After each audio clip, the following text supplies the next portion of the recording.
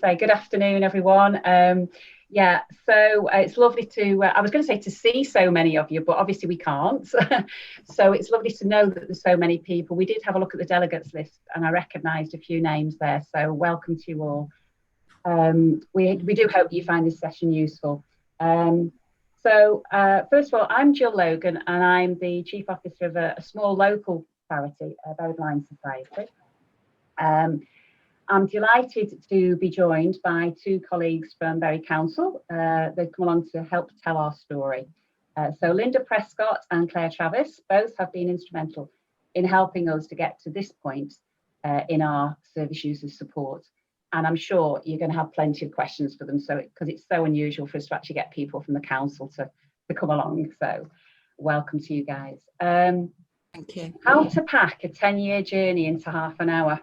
Okay, well, we're going to go old school, actually. We thought we'd start by giving you a bit of background and then expand on the issues that brought us along our journey and the solutions and the results. And if we've got time, maybe discuss future ideas. As I say, we're going old school. We're doing a presentation. We've put together a few slides that we'll talk through. And if you do have any questions, do put them in the chat and we can address them after the presentation, and hopefully we'll perhaps even have some time left for further discussion at the end. So as I said before, don't worry, you will have the opportunity to talk to Linda and to Claire. Okay, this is where I go a bit. I'm now going to share my screen, I hope.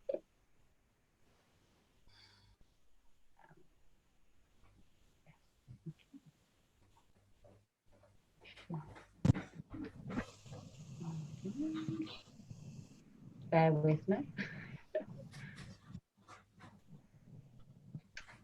So, right, okay, so here we are, that's us, yeah. In the beginning, yes. So, Very Blind Society, we started off in 1922, so we're just providing a social support for blind people. So we've been going for quite a while. We're going to fast forward to 2010 because that's basically when I joined, so I can't really go back any further than that.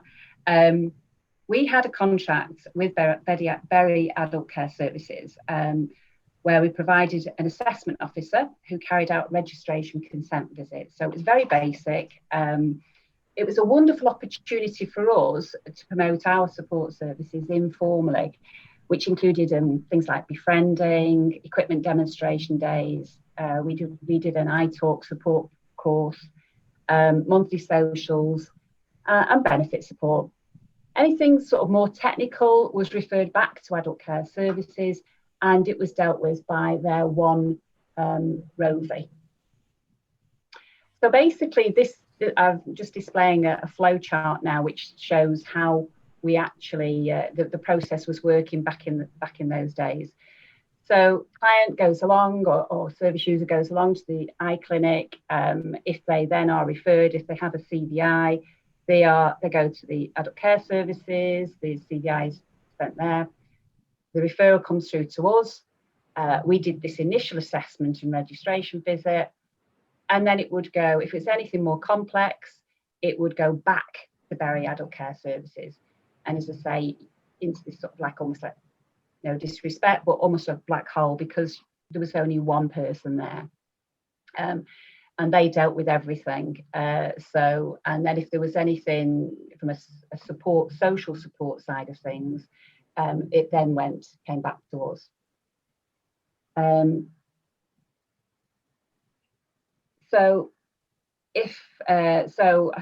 the next 4 years, we developed as a society. We moved into bigger premises, which gave us the opportunity to expand our services. And it was very much based on client need.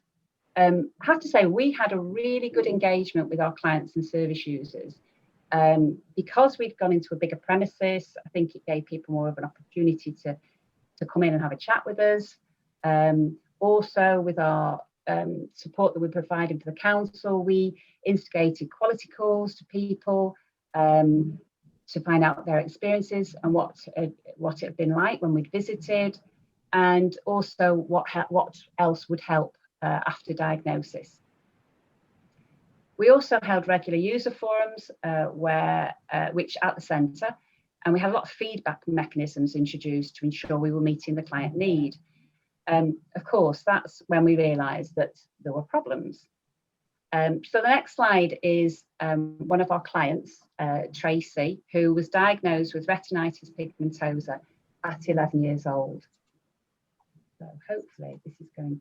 With this eye condition, my eyesight has deteriorated throughout my life. As a child, I did have quite good, useful vision. It wasn't really until I was in my 30s that it deteriorated to such a level that I became severely sight impaired enough to be registered. But at that age, I wasn't ready to admit that I needed long cane training. I then became more involved with the Bury Society for the Blind, and throughout my 40s, I kind of made new friends and realised that other people were quite happy and quite confident to use their long canes. And I thought, I think now is the time to admit that that's perhaps what I need. Just like most women, I cared what people thought, and it was a very difficult decision to make. But I had to push that silly pride to one side and admit that, yeah, now was the time. I was really struggling to see in the dark, and I wasn't very confident in unfamiliar surroundings. So I made the decision and I put my name down to see a rehabilitation officer.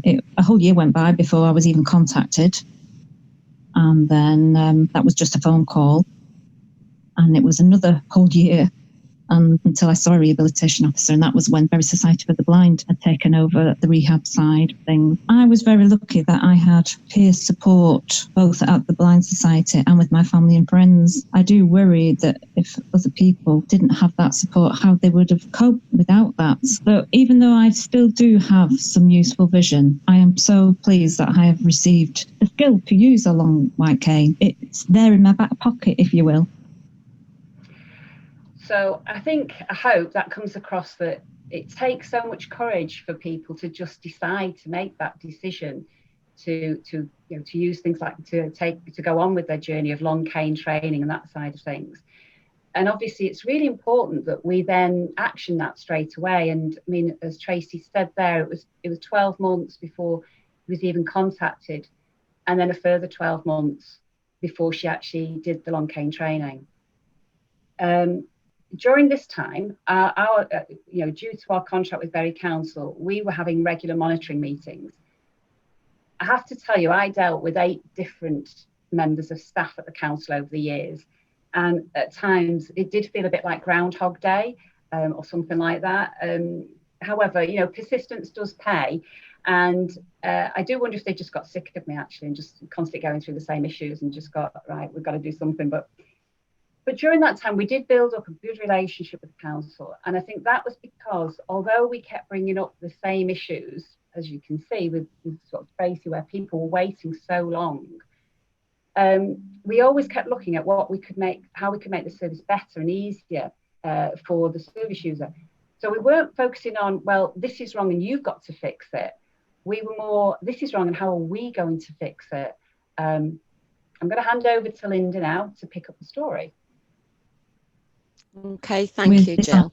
I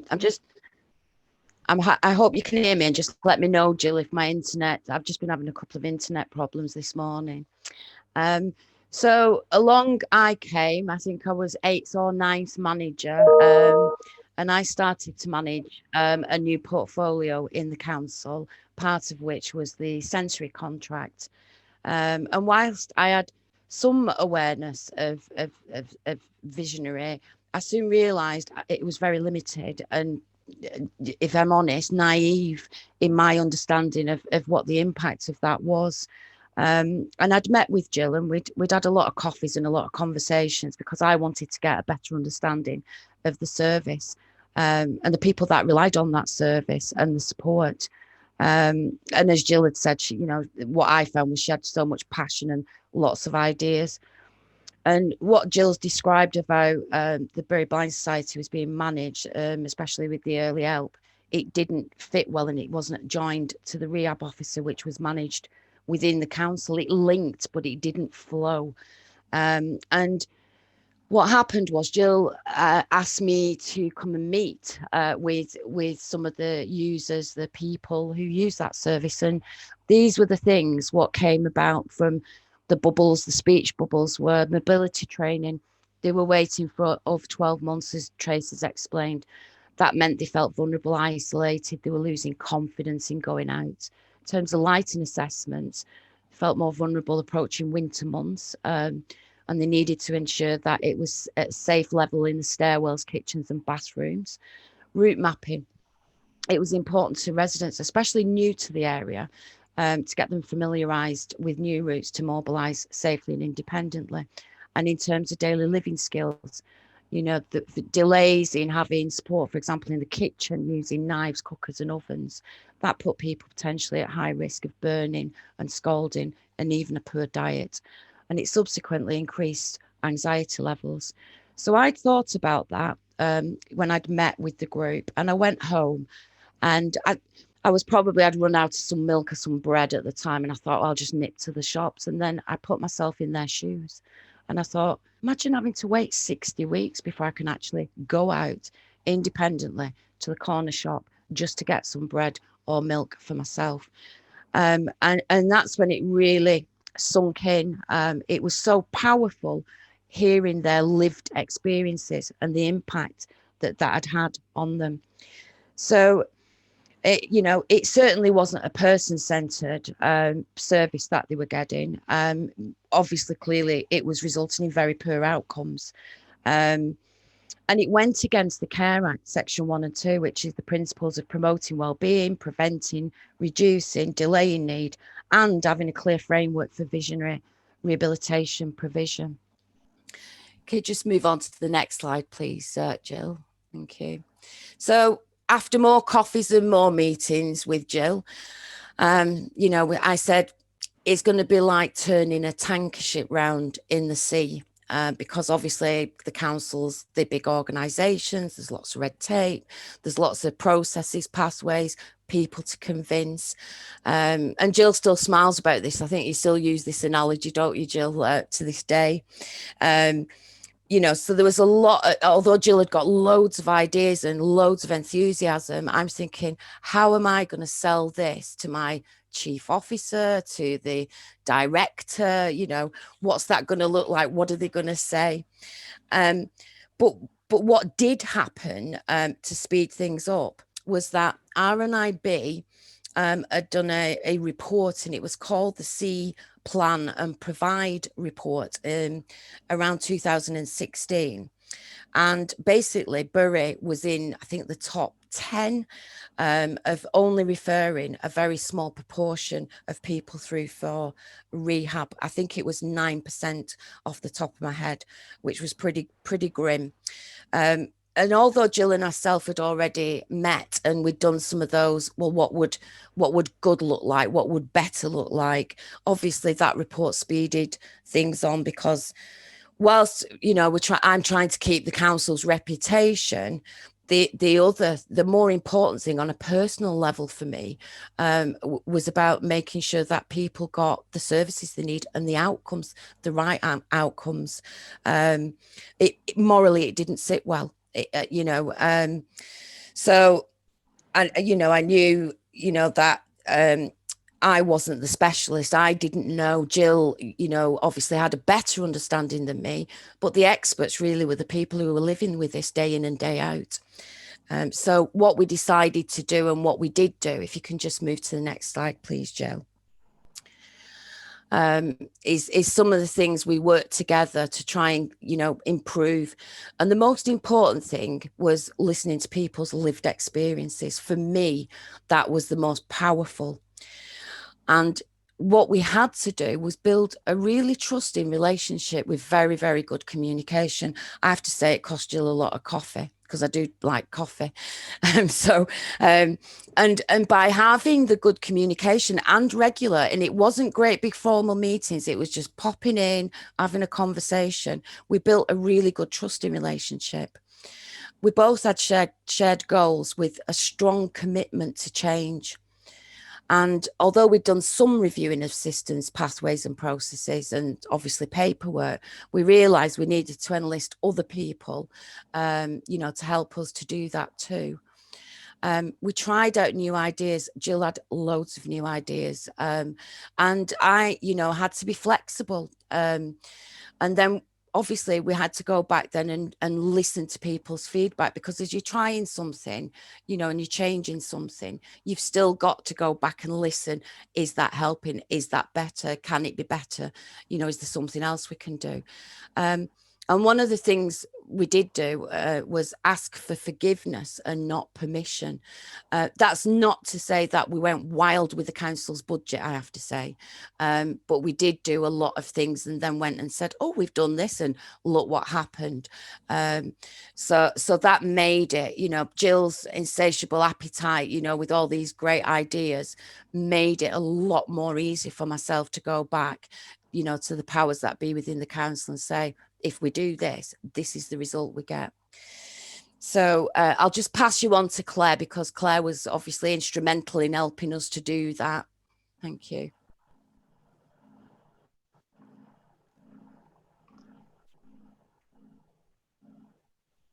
Hi everyone. So yeah, I'm Claire Travis, and previously my role was the contracts officer for Bury Council, looking after the Bury Blind Society contracts, which I got brought into at the point where Linda needed somebody to help push this through in terms of the new model that we wanted to use. And when we found that there were failings in the way it was working, we wanted to do things differently. So just going back over a few points that we've maybe covered slightly. So the original contract was only for early intervention services with Bury Blind Society, and the rehabilitation service was provided by an in-house officer. But obviously, like we've alluded to before, there was a backlog of cases.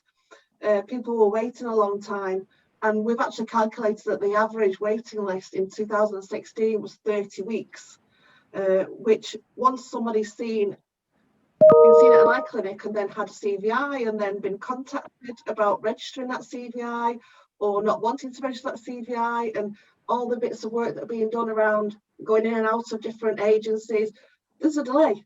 And obviously RNIB highlighted this to us in the report, as well as the lived experience of people that were attending Bury Blind Society.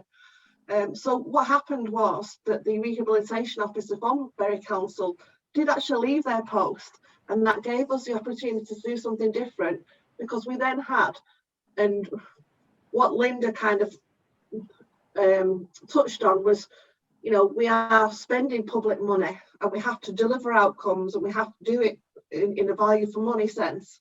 And there is a social value aspect of the contract. But when that person from Bury Council left their post, we did have a small pot of money that used to be that person's salary that we could say, right, okay, let's do something different. And we had conversations around what do we need to do differently.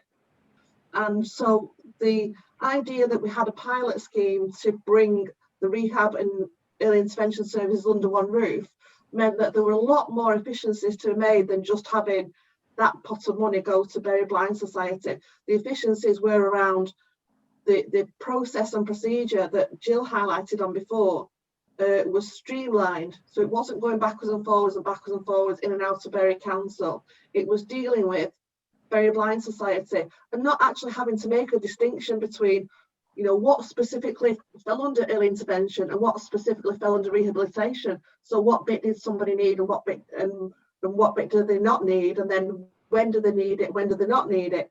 It made the system and the process very much more easy to follow, and the customer journey improved. So following the end of that pilot scheme, we then undertook a tender exercise to bring that pilot and the original contract into a combined contract, and Bury Blind Society were then the successful bidders for that combined contract for early intervention and rehabilitation work for Bury Council to deliver our statutory duties under the Care Act. Can I have my next slide, please?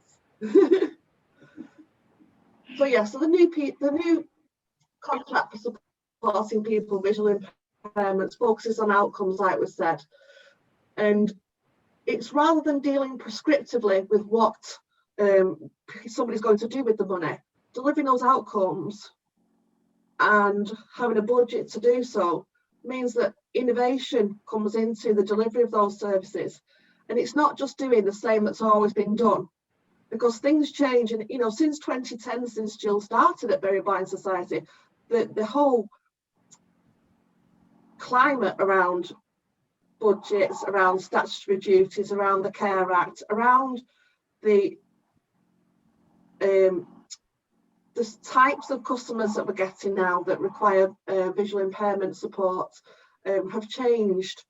We've been recognising through our contract monitoring that we do quarterly that by looking at identifiers such as age and where people live in our borough and other health characteristics, that the majority of people that come to Very Blind Society for support with visual impairments don't just have a single impairment. They will have, in the majority of cases, more than one impairment, which could be dementia, it could be a hearing impairment, they could have had a stroke, there could be all kinds of other things going on in their lives that mean that their visual impairment and improving their quality of life with respect to that visual impairment would affect other aspects in their lives, that we are obviously all having a duty to the well-being aspects under the Care Act is then supported through having this service that's provided by Very Blind Society, recognising that more than one characteristic in our population is being supported through not just things like somebody's got a visual impairment. It could be somebody's got a visual impairment and because of that they can't get out to do the shopping like Linda was referring to, or because of that they're socially isolated. So with the budget that Very Blind Society have to deliver outcomes, they have things like coffee mornings, they have befriending schemes. So going on to links in the wider community, we now have links with care homes and day services and social groups within the community that are more innovative and proactive ways of reaching people with visual impairments. And the waiting list for rehabilitation and visual intervention services in Bury is now less than 10 days. Because the follow-on support from the rehabilitation service can be delivered seamlessly by the same organisation. So there's not a disjoint between the initial referral and getting the support and having the equipment delivered and then having the training to use that equipment. And if that equipment's not right, or it's you know, something else needs to join that piece of equipment, like an additional trainer or another piece of equipment, Very Blind Society constantly in touch with that people through their journey, that person through their journey. And the journey's not over yet. Our monitoring shows, like I've said before, that potentially we've got more than one impairment predominantly with the people that are using Very Blind Society. So what we're trying to do is we're trying to continuously look at people's needs in Bury with a visual impairment, and maybe have in our next round of tendering and our next round of going out to the market, we are going to look at potentially whether we have a sensory impairment service which combines a visual impairment support and a hearing impairment support, so that we can also be more adaptable and flexible around those people's needs. We're also looking at how we can involve, because now Bury has got a one commission organisation, we have the links with the CCG. We're also looking at involvement in the process from the ECLOs at the eye clinics to see whether doing something differently with the links with the ECLOs at the eye clinics can improve the journey and the outcomes for our Bury people. And maybe looking at where we have the visual impairment services that support children's with visual impairments in Bury. Those are people up to 16 at the moment in the council's remit, and we have people coming through with disabilities. Maybe we would look at in the future having a service that's for people of all ages with visual impairments, so we don't distinguish between, if you're a child you go to this place for your service, and once you become an adult you go to this place for your service. So we're looking at all these different types of things by monitoring what Bury Blind Society are doing and what our what our landscape looks like in terms of the people that live in Bury with a visual impairment. Next slide, please. We're going to listen to a client after now, aren't we? Good afternoon. My name is Sid, and I have an eye condition known as X-linked RP. This means that, in my case, from birth, I had about 75% sight loss and acute tunnel vision and also night blindness. However, I had a normal education more or less, and I began work as a Braille shorthand typist, then moving on to the clerical side and kept that going for 20 years. And then I moved to become an area manager with the RNIB on the fundraising side.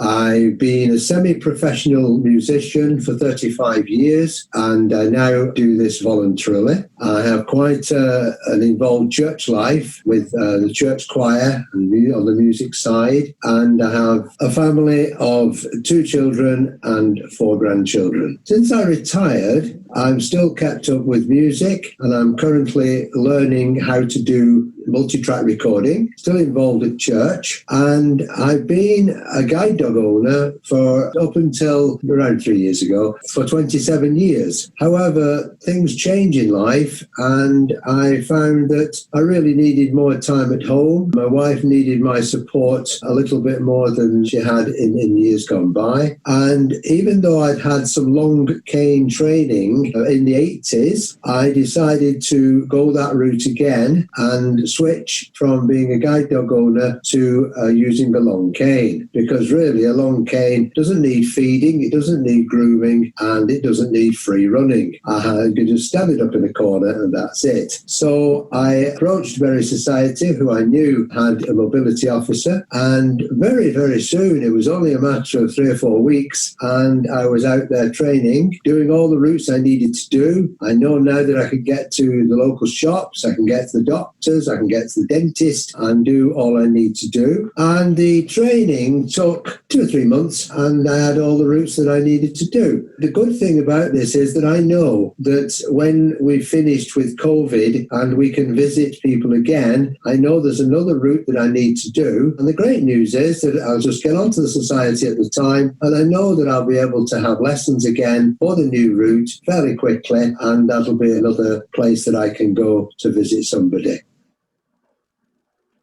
Good afternoon. No. I think it's you again. Have to unmute yourself. There we go. Yeah, so let's see which one then. We've kind of come through a journey prior to COVID with the contract, and during COVID, we've all tried to work out new ways of working to deliver the same quality outcomes for our residents and our service user groups and customers, whatever we're going to call them, people as they are. And so Berry Blind Society have actually remained active through the pandemic with different ways of working, and they've needed to support even more people with or without a certificate of visual impairment than prior to COVID. Nearly 100% more people, and this is because, like we mentioned before, there's been the cases where people have been more socially isolated. They've had to contact maybe a lot more community and volunteer groups to assist them with tasks that they could previously have done. And then because of the isolation they've felt, and because of maybe the loss of independence in some respects, those signpostings to Berry Blind Society for that type of support have occurred. At the very start of lockdown, Berry Blind Society sent out communications to over 2,000 vulnerable people with whom they previously had contact to remind them that they did exist, that they were there, and what kind of support they could offer during the lockdown. So in regular bulletins and in different formats of contact, telephone welfare checks and things like that, all those types of things are still being carried out.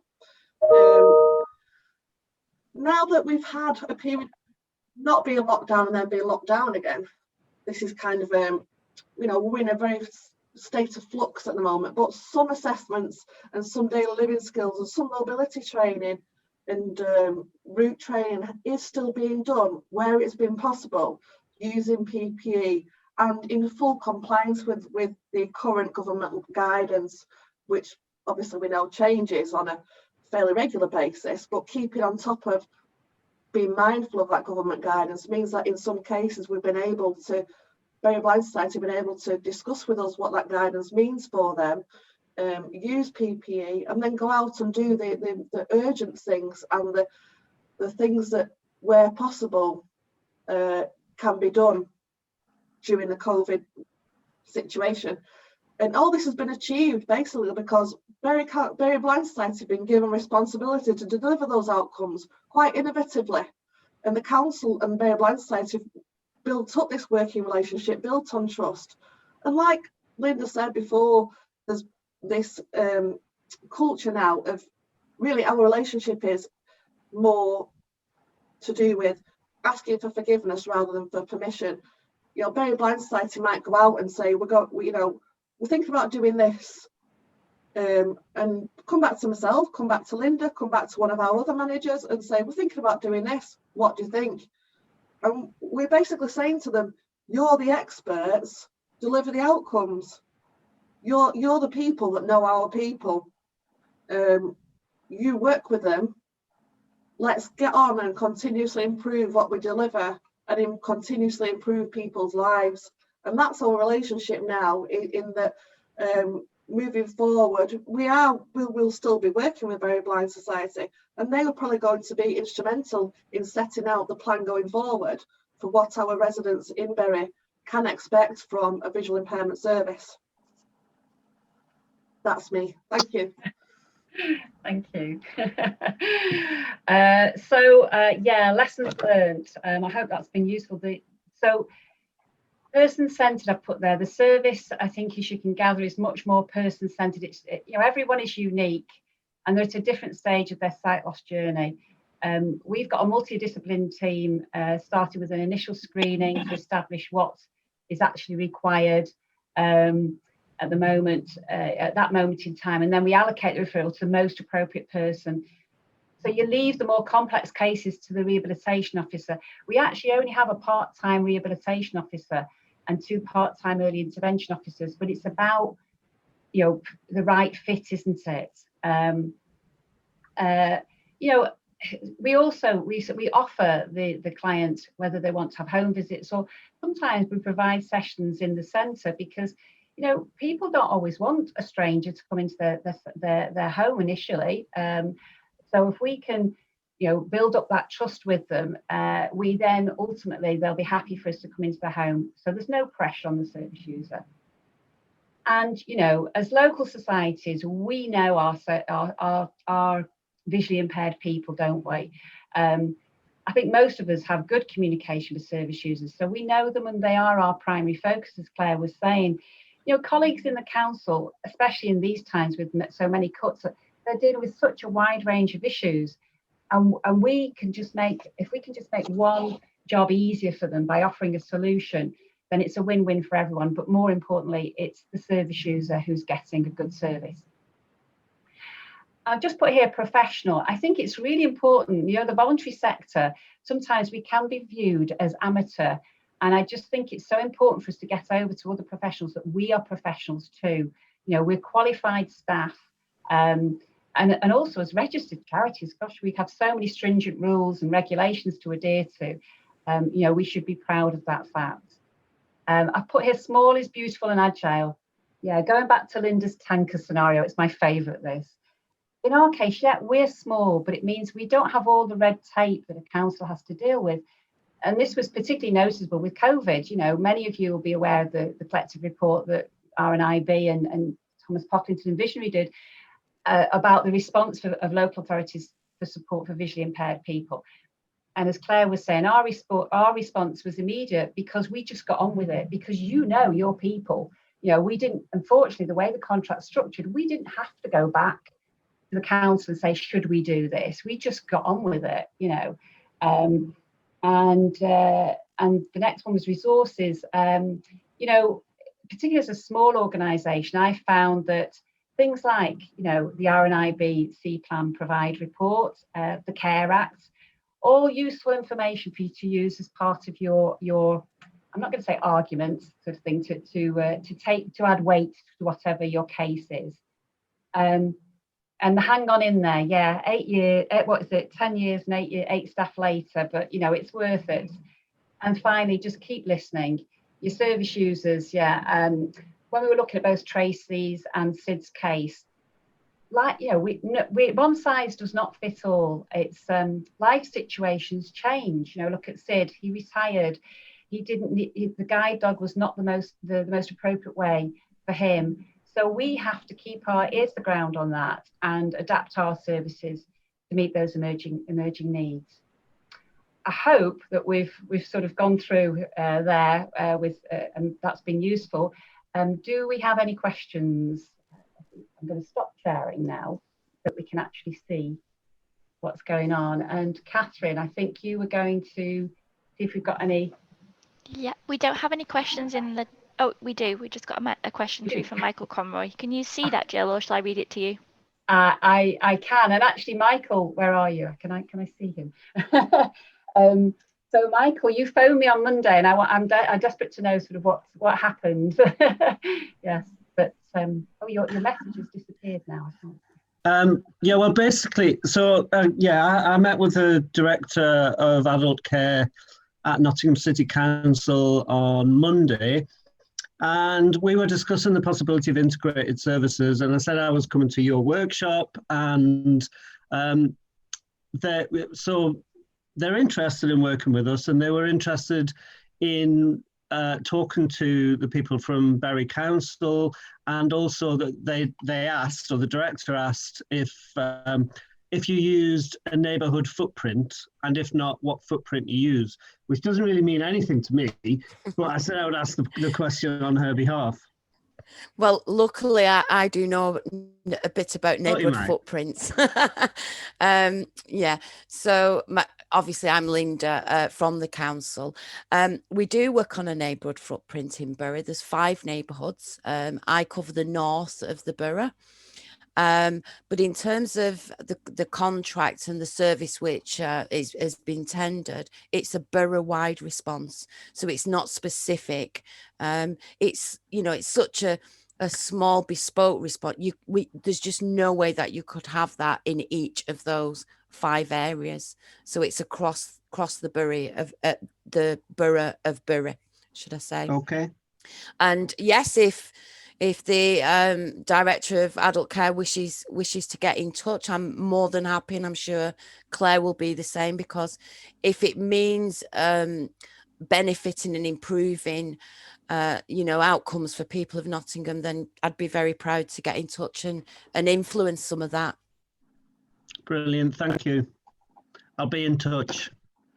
It's okay. Do we have any other questions? Yeah, we got a question in from Julie Parish from Henshaws. You should all actually just be able to unmute yourselves if you want to ask the question yourself. That might be easier. Okay, so Julie. Hi, Jill. So honestly, I mean, I've admired this work for a long time. So genuinely, well done, and it's good. It's great to hear. And to you all across, Bury Blind Society and the council, it's a good way of working. My question was just around, obviously you get referrals from a whole range of places. I just wondered, do you get many referrals from, obviously you'll get referrals from physical and sensory impairment team, for example. Do you get many referrals from adult care service across the board? So older people services, assessment teams, that kind of stuff, as well as the regular work that we would all expect that you'd get referred for? Yeah, we actually, and I think that this is why it's been so beneficial for us to actually have this, to have the whole contract as such, because we are seen as the sensory service for visual impairment within the council. And yes, we do get, certainly with the Living Well team, isn't it? We get a lot of referrals through from them. Other agencies, other departments, other social workers as well. So we do get quite a wide selection. in fact, it's quite handy because Linda has actually moved post, haven't you, Linda? And is now, yeah. So we were only discussing about actually linking in with the neighbourhood teams, weren't we? Yeah. Make people. The problem with the council is such a huge area that it's like trying to get everybody to know who you are. But we do go to regular. We do a team, go to people's team meetings and try and make sure that they're aware of our service. Yeah, and one of the things that we do in the but from the council perspective is that we have provider forums. So our domiciliary care providers have a forum, our residential care providers have a forum, and also our supported living providers have a forum. And Jill, Logan, or another colleague from Bury Blind Society have attended those provider forums, so that we're not just having our social work teams with knowledge to signpost people to Bury Blind Society. We also have those providers that have that networking opportunity to meet with Bury Blind Society and know about what Bury Blind Society do. And if you think about somebody with a learning disability, they might not necessarily have a visual impairment. You might have somebody that's got it's an older person in a care home. They might be supported 24/7. What do they need support with a visual impairment for? But actually, when somebody's in a care home and they've lost their independence because they've moved into a care home, they still want to maintain some degree of independence within that care home for as long as possible. And so what Bury Blind Society have been able to do is link in with some of our care homes as well, to provide things like the talking newspapers, the liquid level indicators, those types of things. So for those people living in the care homes that are either older or have some other impairments, we have services in care homes for 18 plus, not just 65 plus. And we also have services in supported living that are 18 plus. And those are mostly for mental health and learning disabilities. The people from those providers are able to come and meet with Bury Blind Society at those forums. And what has happened at those forums as well is that Bury Blind Society brought along the demonstration visual, the goggles that, what's the word for it? Specs. Simulation specs. Yeah, they simulate those visual impairments. So the providers that are attending those forums can try out those visual impairment, the simulation glasses, and see the world through the eyes of their service users, and then they're able also to better understand how that person is seeing the world and support them with their visual impairment, whether they are living independently, living in supported living, or living in a care home. Thanks. Does that answer your question, Julie? Thank you. Carol McAllister, I can see that you've got your hand up. I have. Yeah, thank you. Thanks, Jill. I just wanted to sort of echo what someone had said before about it's really refreshing to hear how visionary, pardon the pun, and forward thinking the council and Bury Blind Society have been in terms of recognising the issue and putting the clients and the service users at the centre of that to find a really workable, excellent service that meets the needs of the clients and helps them to achieve their outcomes. Because like Claire said, having that light bulb moment where you're just going to say get a pint of milk, a loaf of bread, recognising that this was someone's lived experience, that they were waiting X amount of weeks to even have an assessment. So it really is a testament to both the council and the Blind Society at Bury that they've managed to produce what you have in terms of attending and the service for the clients. And one of the things I wanted to pick up on was that you mentioned about transition services for children moving from children's services to adult services. We're actually working with Gateshead Council at the moment to develop exactly that, a transition service, where it's sort of just at the beginning of that. So it would be really helpful and we would be happy to share any information. But similarly, if you're looking to go down that route yourself, we'd be happy to hear your experiences of that too, to help try and develop that sort of nationally, because I believe that transition services nationally from children's to adult services are quite patchy. Yeah, that's great, because certainly. Yeah. Would you be able to share your email address in the chat so we can get that email address for you, please? Of course, yeah, no problem. I'll do that. Yeah. Thanks, Claire. Jill, can I ask a question? Sorry, I've just very quickly, I'm just going to answer. So Claire Humphreys has asked that, she said that Very Blind Society is small. How many staff do we have? We have 6 staff. I am the only full-time member of staff. So that's how small we are. Sorry, yes, you're going to ask a question. Sorry, it's Ian from the Sight Loss Councils here. We have met Jill in Manchester. I wanted to know, this is such fantastic collaboration that you do with Bury Council, and it's great that you're able to highlight it in a forum such as this, which is very specialised for VI charities and communities. Does the council have any forums in which it can share its good practice with other councils to sort of really promote that collaboration of working with local charities and societies? That's over to my... We do have, it's Linda, we do have forums and we do have sessions, and obviously Bury's been on a journey. I think when Jill and myself got together, we didn't realise quite how innovative this way of working was, and as probably most councils and people up and down the country realise that neighbourhood working is the way forward.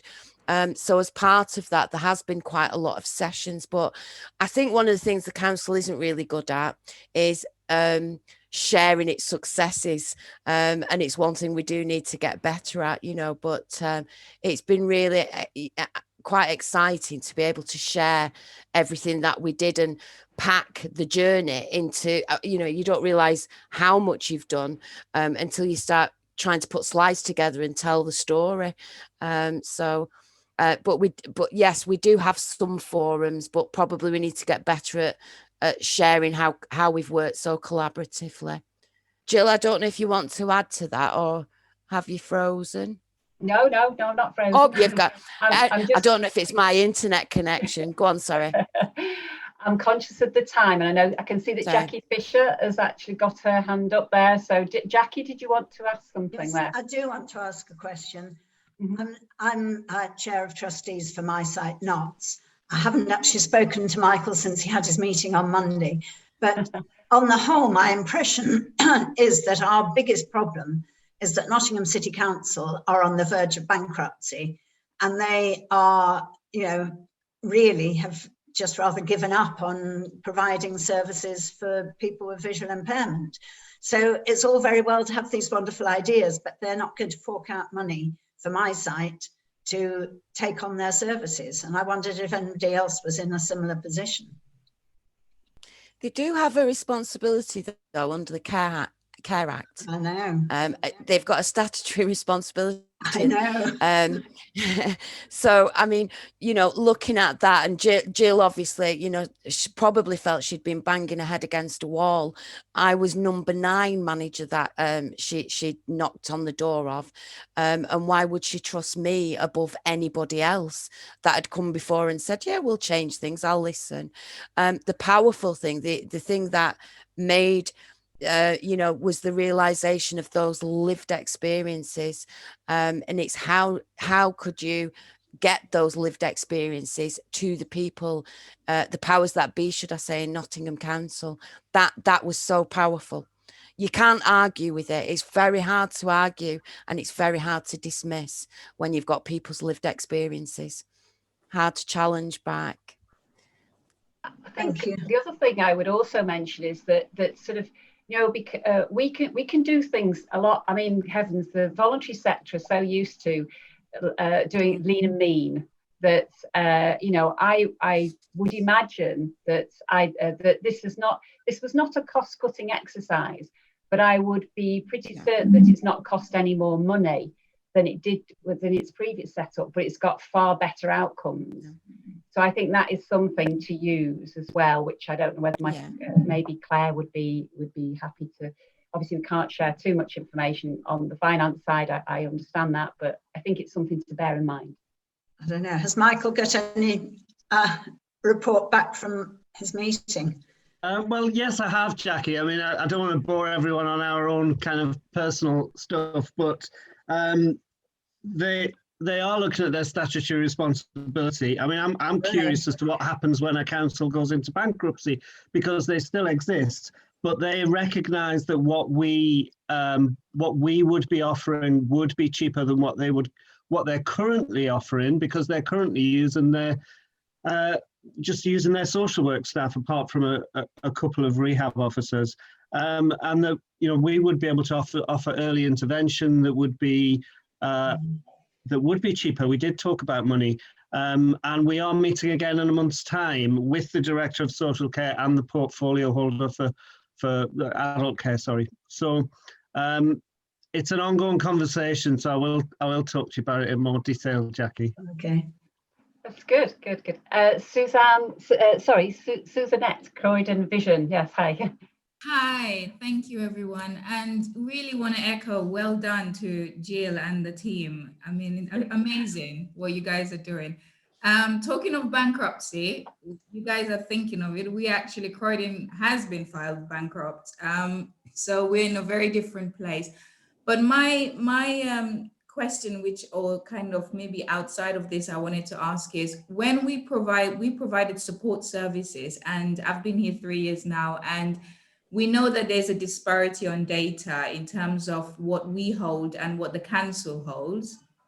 And I wanted to ask, do you share the register between Jill and the council? Do you share it? Because that's one of the issues I'm trying to knock on doors, in the sense that, so in a short way, during COVID, and obviously we're still in it, we were providing outreach support, and there was a disparity of about 500 people within the borough who never got support because we don't know them on our register. The council holds it. We've gone to the point of saying, let's do a shared agreement to share data. They've retracted with no explanation as to why. And I'm now thinking, what's the next step? Because you're not giving me anything as to why you can't share data and why you can't think of putting people first, so that they can get the support that they need. So any support or advice, Linda or Claire or Jill, that you have would be really appreciated.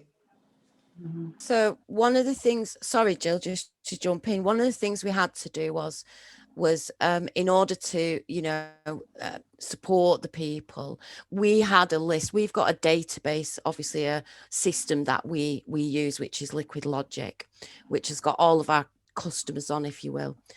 But if Jill, when she was doing this pilot, this test of change, was really going to do it properly, and we weren't going to play at it, and it comes back to trust, and it comes back to communication, needed access. The staff needed access to that, because they're providing in, direct care, for want of a better word, on behalf of the council.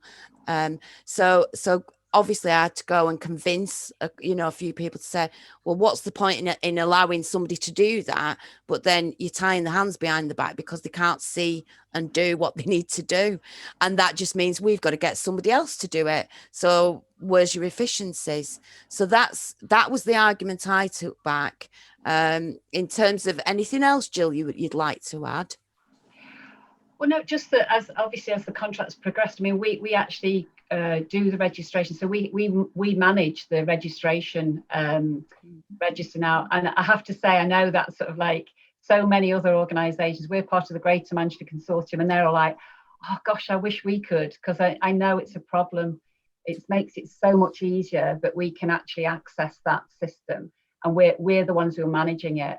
To be able to contact. It made our COVID response so much easier. I completely get what you're saying. So yeah, but I guess it's because we have a contract, so therefore we have full access to the council's system, their database. Mike Jenkins, yeah. Thanks for a great presentation. You are doing a great job, and I love your little guide points, your lessons learned. I think our lessons, it could be used in almost any presentation. There's such great core values. We have a contract with our local council in Cambridgeshire, and we have had for 8 years. One of the challenges we've had is that it's reviewed every 3 to 4 years. There haven't been any increases in the funding for all of that time. We're about to enter into another review of the contract, and clearly there is no more money in the contract. And for us, it is a continual battle of uncertainty about what services we provide the service part. We're not as in the position where you are of real partnership working. I think we are where you were before, but it's the level of uncertainty. And what I'd like to know is, from the council's point of view, do you see this as a permanent arrangement? What are the contract lengths, and how is the funding reviewed so that Bury Society doesn't end up losing through inflation year on year? So it is one for Claire. I personally, I can't see it going back. I mean, we would go back to what is, and I'm sure there'd be a lot of people and a lot of noise tipping up on the council steps with placards if we went back to what we did. It just makes no sense, and it's not the way that we should be working. In terms of the contract, Claire, that's probably your arena. I think you're probably a better place to answer than me. Yeah, okay. So like I said, we have the original contract with the Blind Society and one part of the delivery. We then did the pilot to combine those two parts of delivery. So visual impairment, early intervention and rehabilitation combined. After the pilot, we then went out to tender. So the tender was offered to any bidders that thought they could deliver the outcomes within a cost envelope. We didn't necessarily publish how much budget we've got for the contract, but we did specify in the invitation to tender that part of the scoring for the bidders would be based on cost. The most important aspects, though, of the bidding process, where our weighting for our scoring was 60-40, 60% on quality and delivery of outcomes and only % on cost. The contract went out to tender for 3 years with potential extensions, 2 years, two lots of 1 year at a time. And those 2 years, those 2 lots of 1 year at a time, because we knew that by monitoring what was being delivered and looking at the demographics of the customers that were being presented and supported by Bury Blind Society, it meant that we needed to be continuously flexible in how we were going to deliver our services. So we went out for the contract. It was awarded to Bury Blind Society. We're now in our first year of extension. We are looking at extending for a further year so that we can scope out what we want it to look like after the next extension. And that might be, like I said before, a sensory impairment hub or an all ages service. But it will go out to tender.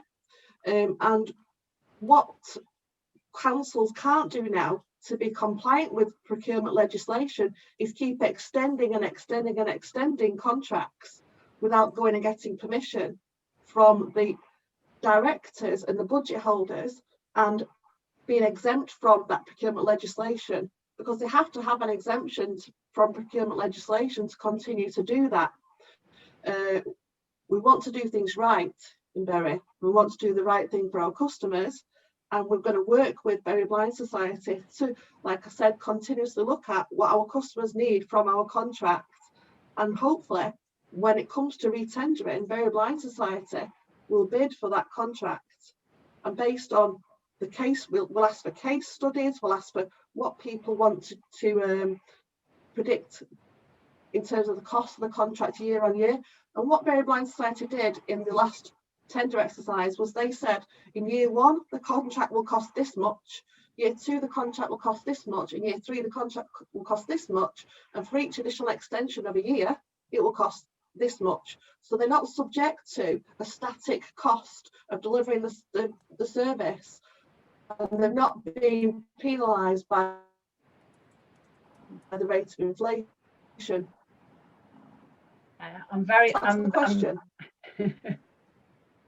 Thank you. I'm very conscious that in actual fact it's now 2 minutes past 2. So I'm so sorry, but we're going to have to draw it to a close. But thank you so much for all the positive thank you. comments we've had.